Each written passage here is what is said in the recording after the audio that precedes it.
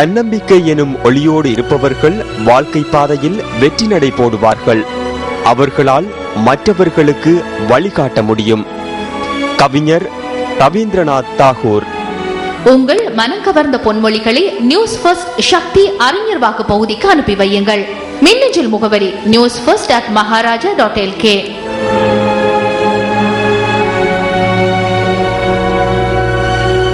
விளம்பரங்களின் பின்னர் பிரதான செய்திகள் தொடரும்.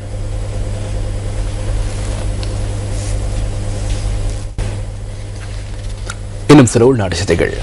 ஹட்டன் நகரத்தை அண்மித்த பகுதிகளில் உள்ள சில வீதிகள் விரைவில் புனரமைக்கப்பட உள்ளதாக நோவுட் வீதி அபிவிருத்தி அதிகார சபை தெரிவித்துள்ளது. இந்த வீதிகள் தற்காலிகமாக காப்பற்றிடப்பட்டு புனரமைக்கப்பட உள்ளதாக அதிகார சபையின் பிரதம பொறியியலாளர் கலைச்செல்வன் நியூஸ் ஃபர்ஸ்டுக்கு தெரிவித்தார். ஹட்டன் பொகவந்தலாவை, ஹட்டன் மஸ்கெலியா, ஹட்டன் சாமிமலை ஆகிய வீதிகள் புனரமைக்கப்படாமையை கண்டித்து பிரதேச மக்களும் வாகன சாரதிகளும் இணைந்து இன்று காலை ஆர்ப்பாட்டம் ஒன்றில் ஈடுபட்டனர்.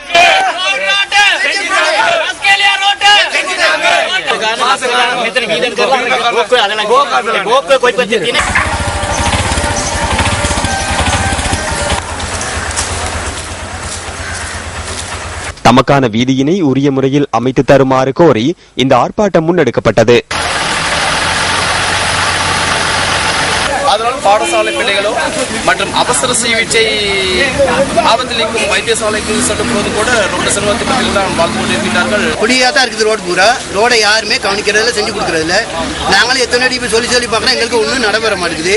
இந்த ஆர்ப்பாட்டம் காரணமாக நோர்வுட் சுற்றுவட்டத்திற்கு அருகில் சில மணித்தியாலங்கள் வாகன போக்குவரத்திற்கு தடை ஏற்பட்டிருந்தது. வீதி அபிவிருத்தி அதிகார சபையின் அதிகாரிகள் சம்பவ இடத்திற்கு சென்று வழங்கிய உறுதிமொழியை அடுத்து மறியல் போராட்டத்தில் ஈடுபட்டிருந்த மக்கள் கலைந்து சென்றதாக எமது பிராந்திய செய்தியாளர் கூறினார். யாழ் பல்கலைக்கழகத்திற்கு முன்பாக 17 தற்காலிக ஊழியர்கள் சாகும் வரை உண்ணாவிரத போராட்டம் ஒன்றை இன்று ஆரம்பித்தனர். பல்கலைக்கழக நிர்வாகத்தினால் வழங்கப்பட்ட உறுதிமொழியினை அடுத்து இந்த உண்ணாவிரத போராட்டம் இன்று மாலை முடிவிற்கு கொண்டுவரப்பட்டுள்ளது. பல்கலைக்கழக நிர்வாகத்தினால் வழங்கப்பட்ட உறுதிமொழியினை தொடர்ந்து இந்த உண்ணாவிரத போராட்டம் முடிவுக்கு கொண்டு வரப்பட்டதாக போராட்டத்தில் ஈடுபட்ட ஊழியர்கள் தெரிவித்தனர். உறுதிமொழிகள் அடங்கிய கடிதம் ஒன்று பல்கலைக்கழக பதிவாளரினால் தமக்கு வழங்கப்பட்டுள்ளதாக அவர்கள் குறிப்பிடுகின்றனர். இன்று மாலை 4:30 அளவில் உண்ணாவிரத போராட்டம் முடிவுக்கு கொண்டு வரப்பட்டதாக எமது பிராந்திய செய்தியாளர் கூறினார்.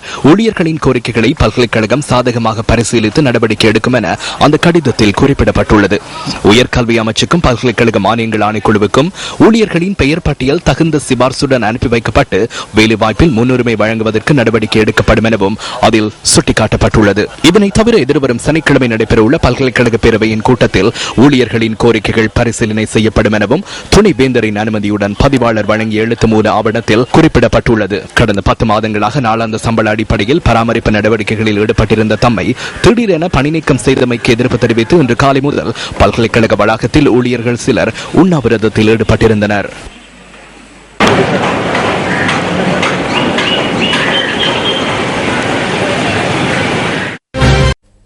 நாட்டின் பொருளாதாரத்திற்கு மலையக மக்கள் முதுகெலும்பாக உழைக்கின்றார்கள். எனினும் அவர்களின் வாழ்வு தொடர்ந்தும் துயரத்துடன் காணப்படுகின்றமை கவலை அளிக்கிறது.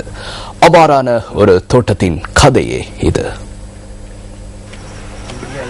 எழில் கொஞ்ச மலையகத்தின் கண்டி மாவட்டத்தில் உடப்பலாத்த பிரதேச சபைக்குட்பட்ட சோகம தோட்ட கீழ்பிரிவில் வசிக்கும் மக்கள் தொடர்ந்தும் அடிப்படை வசதிகள் எதுவுமற்ற நிலையிலேயே வாழ்கின்றனர். மலையக மக்களின் வாழ்வில் வீடு என்பது இன்னமும் நிறைவேறாத கனவாக இருக்கிறது. வீடற்ற மக்களாக எப்போதும் இடிந்து விழக்கூடிய இருப்பிடங்களில் ஆபத்தின் விளிம்பில் இந்த மக்கள் வாழ்ந்து வருகின்றனர். எங்களுக்கு மழை காலம் வந்தா இருக்க முடியாது. வீட்டுகளில் பிள்ளைகளுக்கு சரியான கரைச்சலாக இருக்கு.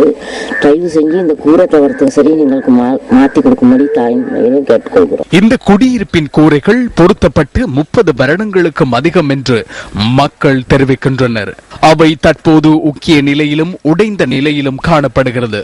இதனால் குடியிருப்பின் சுவர்களும் வெடித்து சரிந்து விழும் நிலையில் காணப்படுகின்றன. ரொம்ப கஷ்டத்துல தான் இருக்கும். எந்த நேரத்துல வீடெல்லாம் இடிஞ்சு உடைஞ்சு விழுகிற மாதிரி இருக்கு. இவற்றை வீடுகள் என்று சொல்ல முடியாது. ஆனால் ஆபத்தான இந்த குடியிருப்பில் உள்ள வீடுகள் ஒவ்வொன்றிலும் வாழ்ந்து வரும் மக்கள் ஒவ்வொரு நாளையும் அச்சத்தின் மத்தியிலேயே கடத்துகின்றனர். மழை பெய்யும் காலத்துல செவுருல கை வைக்க முடியாது. சின்ன பிள்ளைகள் கை வச்சா கரண்ட் பாய்க்கப்படுது. அதே போல எங்களுடைய வீடு வசதிகள் வந்து செவர்கள் வீரிட்டு தெரிச்சு வந்து வந்து கேமரா வந்து 10 அடி கேமரா தான் லைன்ஸ்ல வந்து 10 அடி கேமராலையும் எங்களுக்கு வசதி இல்லை. நடந்து முடிந்த மாகாண சபை தேர்தலுக்கு முன்னர் மலேக அபிவிருத்தி குறித்து பல வாக்குறுதிகள் வழங்கப்பட்டிருப்பினும் இதுவரை மலேக மக்களின் அடிப்படை வசதிகளுக்கான தீர்வு கிடைக்கவில்லை என்பது கவலை அளிக்கிறது அல்லவா? வவுனியா அட்டம்பகஸ்கட பகுதியில் உள்ள சிறுவர் இல்லத்தில் சிறுவர்கள் பாலியல் துஷ்பிரயோகத்துக்கு உள்ளாவதாக தெரிவித்து வடமாகாண நன்னடத்தி சிறுவர் பாதுகாப்பு சபைகள் திணைக்களத்தின் ஆணையாளர் 2010 ஆண்டு நவம்பர் மாதம் 29 விடுத்த கோரிக்கைக்கு தேசிய சிறுவர் பாதுகாப்பு அதிகார சபையின் தலைவர் வழங்கியுள்ள பிரதிபலிப்புகள் தொடர்பில் தேடல் நேற்று சுட்டிக்காட்டியது. அதன் அடிப்படையில் தானும் தமது அதிகாரிகள் சிலரும் 2010 ஆண்டு டிசம்பர் மாதம் 27 குறித்த சிறுவர் இல்லத்திற்கு சென்று பார்வையிட்டதாகவும் அங்கு துஷ்பிரயோகங்கள் இடம்பெறுவது இல்லை எனவும் தேசிய சிறுவர் பாதுகாப்பு அதிகார சபையின் தலைவர் மாகாண ஆணையாளருக்கு அறிவித்திருந்தார். எனினும் இந்த சிறுவர் இல்லத்தில் தொடர்ந்து சில காலமாக துஷ்பிரயோகத்திற்கு உட்படுத்தப்பட்ட 9 வயது சிறுவன் ஒருவன் கடந்த 12 சிறுவர் பாதுகாப்பு அதிகார சபையினால் பொறுப்பேற்கப்பட்டான். கடந்த 9 வவுனியா சட்ட வைத்திய அதிகாரி வெளியிட்ட சான்றிதழில் இந்த 9 வயது சிறுவன் சில காலமாக பாலியல் துஷ்பிரயோகத்துக்கு இலக்காக இருந்ததை பறைசாற்றும் காயங்கள் இருந்த நிலையிலேயே பொறுப்பேற்கப்பட்டான். அன்றைய தினமே இந்த சிறுவர் இல்லத்தில் உள்ள ஏனைய சிறுவர்களையும் அழைத்து அவர்களும் துஷ்பிரயோகத்திற்கு உட்படுத்தப்பட்டுள்ளார்களா என்பது தொடர்பில் ஆராய வேண்டியிருந்த போதிலும் அவர்களை பொறுப்பேற்க அதிகார சபை 3 நாட்களாக காலம் தாமதித்தது. அதன்படி 7 வயதுக்கும் 18 வயதுக்கும் உட்பட்ட மேலும் 22 சிறுவர்கள் கடந்த 15 தேசிய சிறுவர் பாதுகாப்பு அதிகார சபையினால் பொறுப்பேற்கப்பட்டனர்.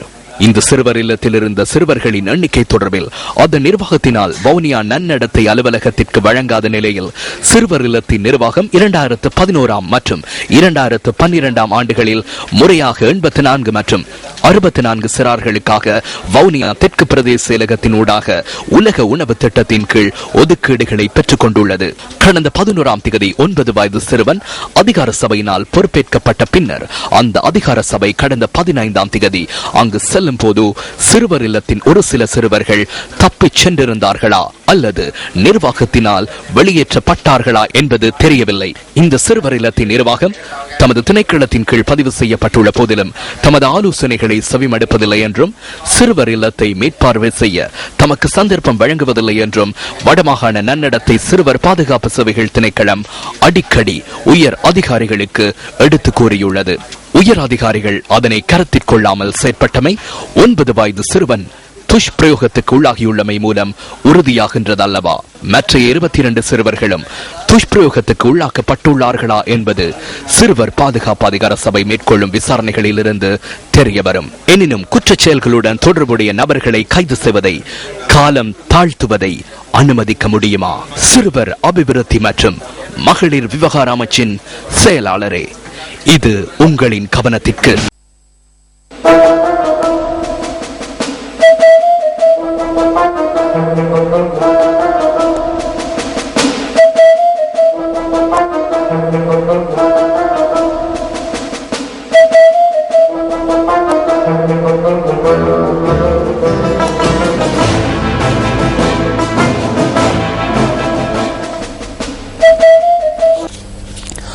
பருத்தித்துறையில் பயணத்தை ஆரம்பித்த பொதுநலவாய நாடுகளின் அரசு தலைவர்கள் மாநாட்டை முன்னிட்ட வாகன தொடரணி இன்று பலாங்குடை சென்றடைந்தது. பல நகரங்கள் மற்றும் கிராமங்களை தாண்டி 20 நாட்களாக பயணித்த வாகன தொடரணிக்கு இன்றும் மக்களின் வரவேற்பு அமோகமாக கிடைத்தது.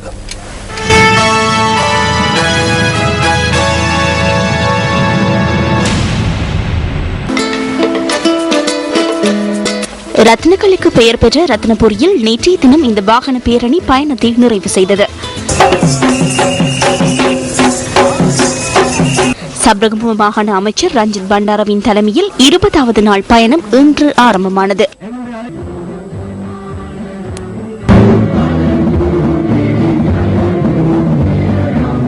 சமோவா தீவுகள் தொடர்பில் 3 மொழிகளிலும் சிறு அறிமுகம் வழங்கப்பட்டதன் பின்னர் அதன் தேசிய கொடி ஏற்றப்பட்டது. விளையாட்டு சங்கத்தின்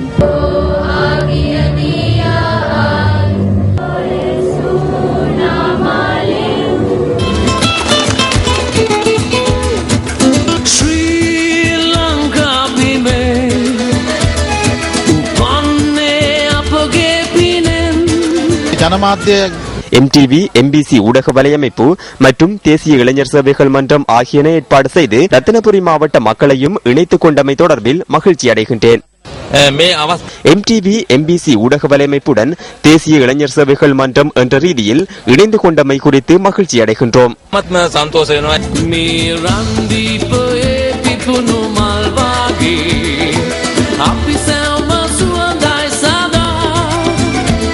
சப்ரகமு மாகாண அமைச்சர் அத்துலகுமார ராகுபத்து தலைமையில் வாகன தொடரணிக்கு டெல்மடுல நகரில் வரவேற்பு அளிக்கப்பட்டது.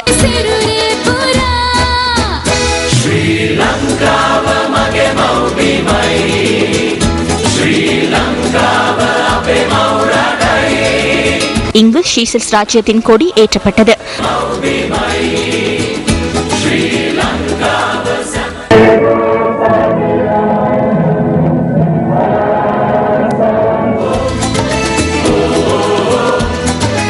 பின்னர் இந்த வாகன தொடரணி பலாங்குடி நகரை நோக்கி பயணித்தது.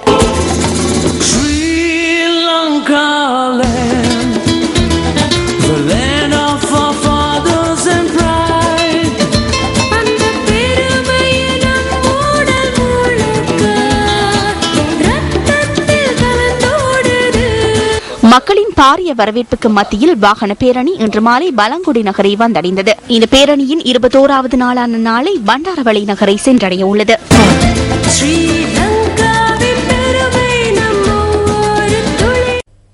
தற்போது நடைமுறையில் உள்ள 4 இடைக்கால விளையாட்டுக் குழுக்களை கலைத்து தேர்தல் நடத்துவது தொடர்பிலான இறுதி தீர்மானம் எதிர்வரும் 27ஆம் தேதிக்கு பின்னர் எடுக்க உள்ளதாக விளையாட்டுத்துறை பணிப்பாளர் நாயகம் ராஞ்சினி ஜாக்குடி தெரிவித்தார். இது தொடர்பான மேலதிக தகவல்களை எமது அடுத்த பிரதான செய்திகளில் எதிர்பாருங்கள். இதுடன் நியூஸ் ஃபர்ஸ்டின் இரவு 8 மணி பிரதான செய்திகள் நிறைவு பெறுகின்றன. வணக்கம்.